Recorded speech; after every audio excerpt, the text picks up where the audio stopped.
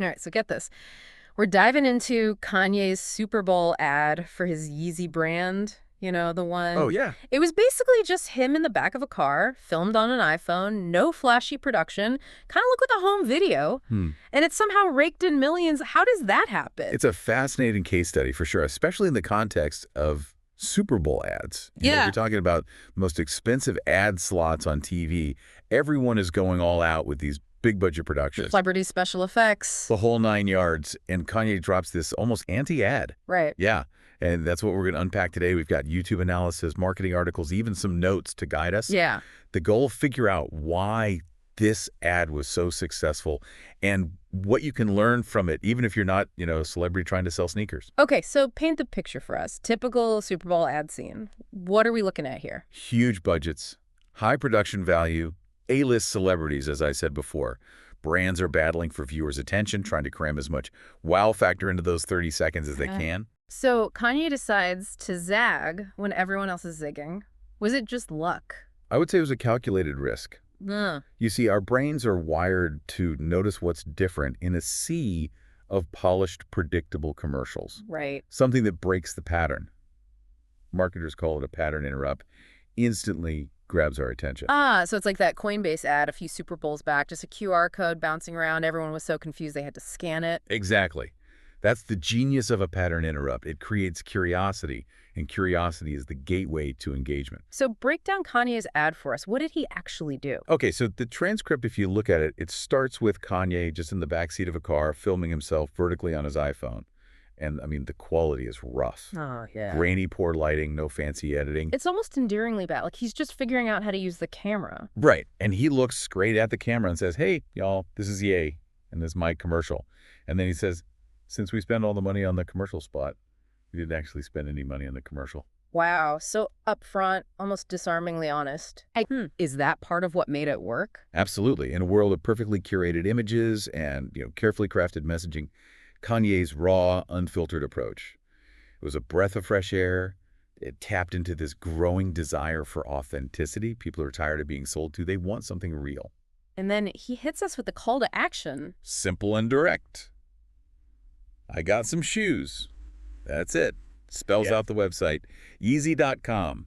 No need to overthink it. Just pure, unadulterated Kanye. 30 seconds and it's over. So bad. Production, simple message, and yet millions in sales. There's got to be more to it than just being different, right? Oh, there's definitely more to it, and that's what we're going to unpack next. We need to talk about the power of Kanye's personal brand and how that played a huge role in this whole thing. Welcome back. Last time we were talking about how Kanye's lo-fi approach was like this huge pattern interrupt, grabbing attention in a sea of super slick commercials. Right. We were just starting to get into how his raw authenticity played into that success.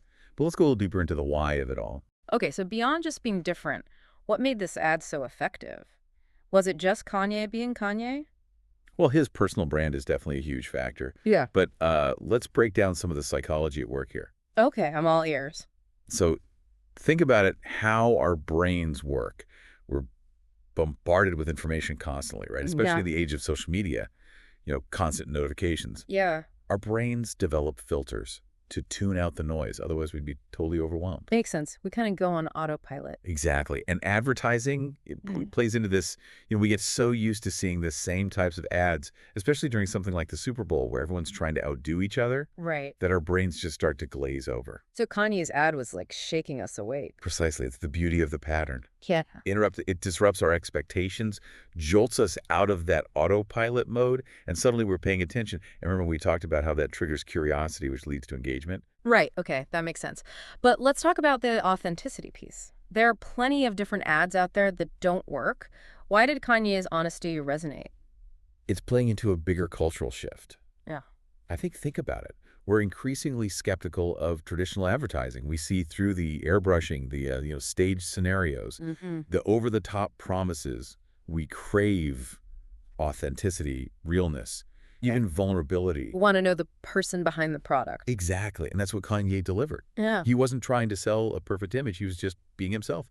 He even admitted to spending all the budget on the airtime, not the production. Wow. It was like he was letting us in on a secret, breaking down the fourth wall. It almost felt like a social media post, that kind of raw behind-the-scenes glimpse that people love. You're hitting on something important there. That sense of intimacy, of being led into someone's world, is incredibly powerful, and it's something that traditional advertising often struggles to achieve. So Kanye's ad was almost like this anti-marketing masterpiece. In a way, yes, it went against all the conventional wisdom about what makes a good ad. Hmm. But it worked precisely because it felt so different, so real, so Kanye. Okay, I'm starting to get it, but let's be real. This is Kanye West. We're talking about a Yeah. global superstar. Does this approach only work because it's him? That's a great question, and it's something we need to unpack. Because, yes, Kanye's fame and his unique personal brand undoubtedly amplified the effect of this ad. So you're saying this wouldn't work for just anyone? Not necessarily. There are definitely elements here that any brand can learn from, but it's crucial to understand the nuances, the context, you know? Okay, I'm ready to dive into those nuances. What can we take away from this, even if we're not selling sneakers or dropping albums? Well, first and foremost, it highlights the importance of understanding your audience. Kanye knew exactly who he was talking to, and he tailored his message accordingly. Yeah. He wasn't trying to win over everyone. He was speaking directly to his tribe, his fan base. So it's not just about being different for the sake of being different. It's about understanding what resonates with your audience. Absolutely. A pattern interrupt only works if it disrupts the right pattern, so to speak. Mm-hmm.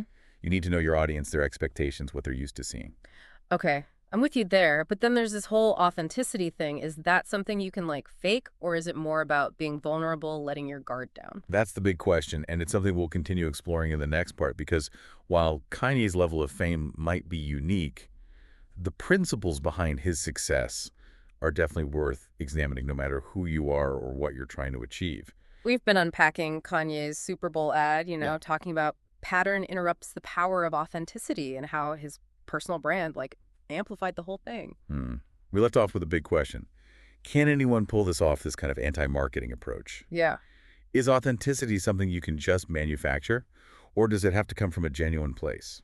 That's the million-dollar question, isn't it? Because if we're all just chasing authenticity as the next marketing tactic, doesn't it become, inauthentic? You hit the nail on the head. It's a slippery slope because true authenticity can't be forced. It can't be faked. Hmm. It has to come from a place of self-awareness, of knowing who you are, what you stand for, and being comfortable showing that to the world, even the messy parts. So it's less about what you do and more about why you do it. Exactly. Kanye's ad worked because it felt like an extension of his personality, his beliefs, his creative vision. Right. It wasn't a calculated marketing ploy. It was an expression of who he is, and people connect with that. They crave that kind of realness in a world that often feels artificial. Okay, I'm starting to see the bigger picture here, but how do you translate that into something actionable? What can our listener, who maybe isn't a global superstar, take away from all this? Well, first off, it starts with self-reflection, understanding your own values, your strengths, your quirks, even your flaws. What do you bring to the table that's unique and valuable? So step one is basically getting to know yourself better. In a nutshell, yeah. And once you have a better understanding of who you are, you can start to think about how to communicate that authentically in everything you do, whether it's your personal brand, your business, or even just your day-to-day interactions. So it's about letting that authenticity permeate every aspect of your life. Precisely. And that doesn't mean you have to be loud or over the top. Yeah. Authenticity can be quiet, understated. It's about being true to yourself, whatever that looks like for you. This is making me think about Kanye's willingness to take risks to go against the grain. Is that part of this whole authenticity equation? Absolutely. Being authentic often means challenging the status quo, doing things differently, even if it makes some people uncomfortable. Yeah. Kanye's ad was a prime example of that. He didn't play by the rules, and it paid off. It's interesting because in a way he's being both vulnerable and bold at the same time. Vulnerable in the sense of, being himself raw and unfiltered, but bold in his willingness to put it all out there to defy expectations. That's a great observation, and it highlights an important point. Authenticity doesn't mean playing it safe. It can be about taking risks, pushing boundaries, experimenting, because when you're truly being yourself, you're not afraid to stand out to be different. Okay, so we've talked about self-awareness, vulnerability, taking risks. What else can our listener take away from this, practically speaking? Well, remember what we said about simplicity. Kanye's ad was incredibly effective, precisely because it was so stripped down, so focused. He had one clear message, buy my shoes, and he delivered it with zero distractions. So cut through the noise, get to the heart of what you're trying to say. Exactly. In a world of information overload, simplicity is a superpower. It cuts through the clutter. It makes you memorable. This has been super insightful. Any final thoughts before we wrap things up? Just this Authenticity isn't a trend. It's a way of life. It's about showing up as your true self in all your messy, imperfect glory. And the more you do that, the more you'll connect with people on a deeper level, build genuine relationships, and ultimately achieve whatever it is you set your mind to. I love that. So to sum it all up, get to know yourself, Mhm. embrace your authenticity, take risks, keep it simple, and hey, who knows, maybe you'll create your own anti-marketing masterpiece. It's definitely possible. Thanks for diving deep with us today. And until next time, keep exploring, keep questioning, and keep being your awesome, authentic selves. We'll catch you on the next deep dive.